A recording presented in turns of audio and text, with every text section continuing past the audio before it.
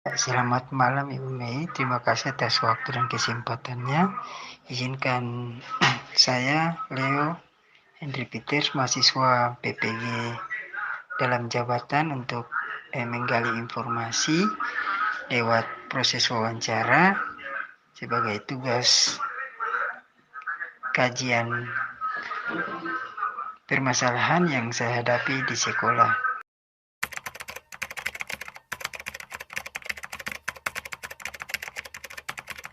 Ya, selamat malam Pak Leo.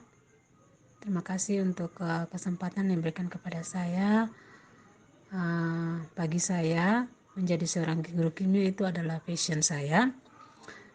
Jika saya mendeskripsikan, itu berada pada skala 10, Pak.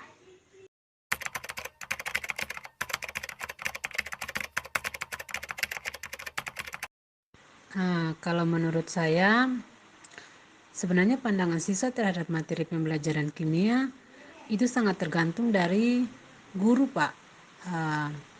Karena jika guru cara pembelajarannya kurang menyenangkan bagi siswa, tentu siswa akan menganggap bahwa kimia itu adalah mata pelajaran yang sulit. Tetapi jika guru itu dapat menjadikan pembelajaran kimia itu menjadi pembelajaran yang menyenangkan, otomatis siswa akan menyukai kimia.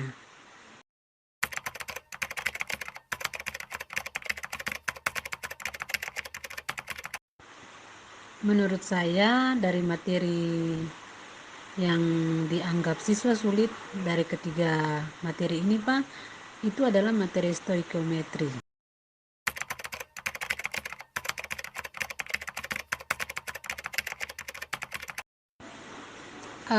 Sebenarnya yang membuat materi stoikiometri itu dianggap sulit bukan pada perhitungannya, Pak, tapi ada hukum-hukum, dan harus diakui beberapa hukum itu membuat siswa agak sulit untuk membedakan, misalnya untuk hukum Gaya-Lussac dan hukum Avogadro dan beberapa hukum-hukum yang lain, itu siswa mengalami kesulitan untuk mengidentifikasikan kira-kira mana yang termasuk hukum Gaya-Lussac, mana yang termasuk hukum Avogadro dan sebagainya, Pak.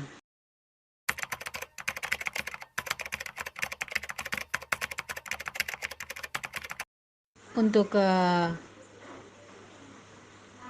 pernyataan yang bisa menjadi miskonsepsi kalau pada materi ikatan kimia, bagi saya itu pada polaritas molekul.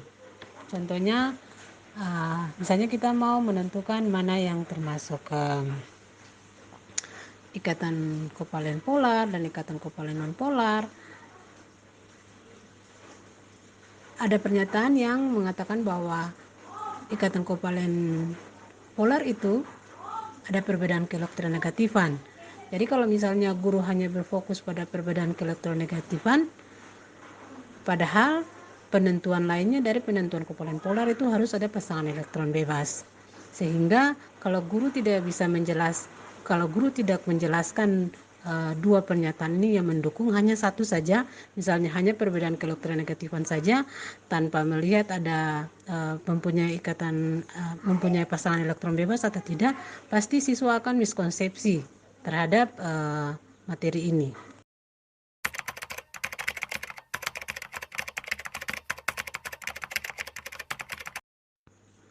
Dalam pembelajaran kimia itu saya menerapkan model pembelajaran Olsi. Model pembelajaran Olsi ini adalah salah satu model pembelajaran penerapan Merdeka Belajar. Kalau Olsi ini sendiri kepanjangannya dari Own It, Learn It, dan Share It. Jadi inti dari model pembelajaran Olsi ini, guru menjelaskan materi. Setelah itu, pada pertemuan berikutnya, siswa akan mencoba mengeksplorasikan apa yang dimengerti dari materi yang diajarkan oleh guru pada pertemuan sebelumnya. Dengan cara jadi bisa mempresentasikan materi berdasarkan yang siswa itu pahami, berdasarkan hobinya. Jadi kalau misalnya yang coba saya terapkan, misalnya saya mengajarkan materi tentang ikatan kimia, dan minggu depannya ini saya memberikan kesempatan bagi siswa apa yang kalian mengerti dari materi ini. Tapi mereka menerangkan berdasarkan mereka punya pilihan. Ada yang menuliskan itu dalam bentuk gambar, lalu menjelaskan. Ada yang membuat dalam puisi, juga ada yang langsung. Ibu, yang saya mengerti dari ikatan kimia, misalnya saya mau coba membuat contoh-contoh ikatan ion saja, atau misalnya ibu, saya mengertinya di ikatan kovalen, bolehkah saya buat di sini? Oke, jadi sebenarnya dalam pembelajaran yang OLSI ini saya sendiri bagian saya dalam menjelaskan tentang materinya, dan siswa itu akan eksekusi apa yang ia mengerti secara keseluruhan dari materi ini. Jadi dia mengembangkan pemahaman dia dari materi ini berdasarkan gaya belajarnya, dan itu dipresentasikan dengan caranya sendiri. Jadi kalau mau baca puisi ya silakan, kalau misalnya dia mau buat dalam bentuk lagu apa yang dia pahami silakan.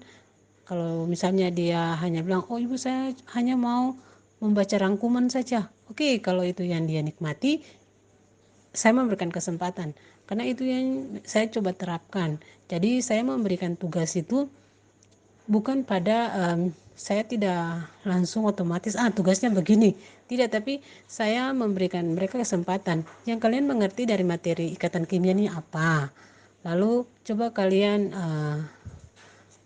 buat apa saja yang pemahaman kalian dari materi ini dalam bentuk yang kalian inginkan. Jadi saya tidak memberikan patokan harus bagaimana, tapi itu benar-benar siswa memilih berdasarkan dia punya hobi.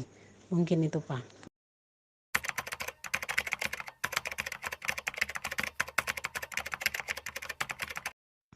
Kalau saya sendiri, aplikasi pembelajaran yang sering saya gunakan itu adalah semua fitur dari Google Workspace for Education, pemanfaatan akun belajar ID, itu yang sering saya manfaatkan, juga video pembelajaran, dan Canva, serta media TikTok.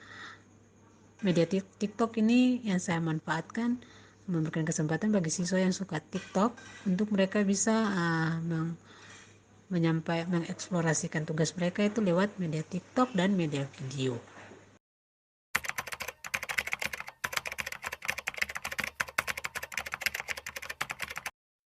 Menurut saya, orang tua juga mempunyai peran yang penting dalam memotivasi anak untuk belajar, karena tanpa dukungan dari orang tua, contohnya dalam bentuk pengawasan, anak akan bebas. Sehingga apalagi dengan pemanfaatan media-media digital, oleh karena mereka adalah generasi digital native, sehingga pengawasan dari orang tua itu sangat berperan penting untuk memotivasi anak bisa belajar dengan lebih baik.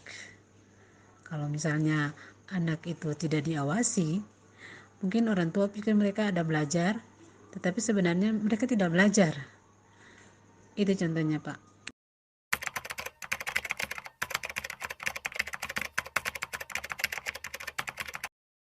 Ya, terima kasih, Pak. Kalau kami ini coba kami terapkan di sekolah, kami akan melakukan kunjungan bagi, kalau di sekolah kami itu, kami harus melakukan kunjungan kepada semua siswa. Jadi kami harus pergi ke semua siswa punya rumah dan menjelaskan akan perkembangan belajar dari setiap siswa. Jadi bukan saja siswa yang bermasalah, tetapi siswa yang rajin pun kami datangi, karena memang itu kewajiban kami sebagai wali kelas, harus ada kunjungan ke rumah anak-anak wali.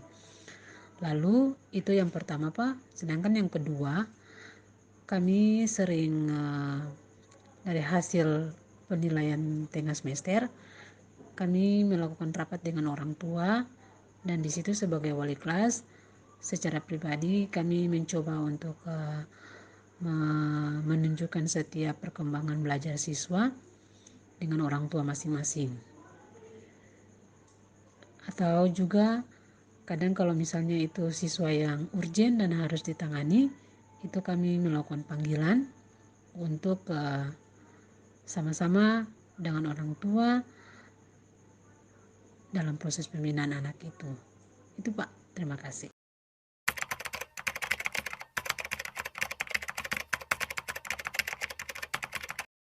Ya Pak, terima kasih. Jadi bagi saya, untuk semua guru, kembali kepada panggilan hati.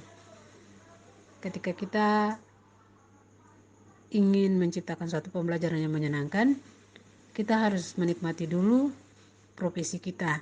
Jadi kita harus melakukannya profesi kita, melakukan tanggung jawab kita, bukan karena kita digaji, tapi memang betul ini adalah panggilan kita untuk mendidik anak bangsa. Ketika tanggung jawab itu kita sudah lakukan dengan ikhlas, maka kita perlu belajar untuk mengembangkan diri. Jadi kita tidak hanya sekedar menjadi guru yang ya karena kita sudah tahu materi lalu kita hanya berhenti sampai di situ, tapi kita harus terus belajar mengembangkan diri kita tentang pemahaman kimia yang lebih mendalam lagi, juga menciptakan metode-metode yang menyenangkan, sehingga memang kita harus lebih banyak meningkatkan literasi kita dalam soal kompetensi, dalam soal TIK untuk pemanfaatan media-media, dan juga kita harus berani keluar dari zona nyaman kita sebagai guru. Artinya kita harus punya motivasi yang besar, punya kerelaan hati untuk bisa saling belajar juga dari siswa. Oleh karena memang di zaman sekarang ini kita harus lebih banyak memberikan kebebasan bagi siswa, sehingga ketika siswa itu merasa bebas untuk belajar materi kimia, itu akan sangat menyenangkan bagi siswa itu sendiri. Mungkin itu Pak.